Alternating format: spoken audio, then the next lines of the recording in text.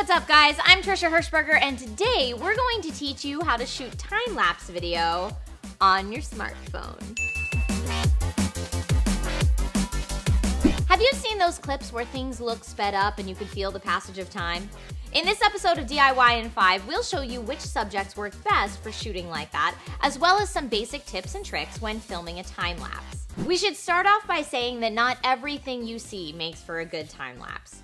There are two basic types of shots that work well. The first focuses on a moving background over a long period of time. You'll often see this using clouds, stars, or shadows. Often an object in the foreground remains still so the viewer has a sense of the time passing. In our other shot, we flip the subjects, where the background stays relatively still while the subjects in the foreground are in motion.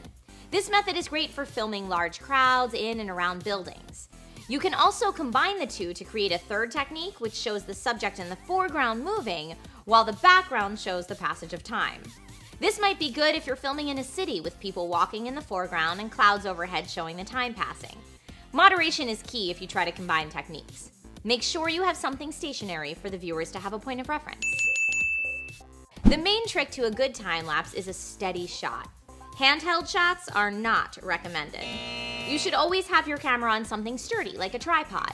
Parts of your footage will already be moving, and you don't want the camera to be wobbling as well. Any basic smartphone tripod will do, or if you want to make a DIY version with some binder clips, check out our indie hack video here. The easiest step to creating a DIY time-lapse is filming. Just set it and forget it. This is one time where it really makes sense to just leave the shot alone and come back for the final results. Any iPhone running iOS 8 and up should have a time-lapse option. Just open up the camera app, slide it to time-lapse, and hit record. Many Android phones have this option as well. Just take a look in your camera app.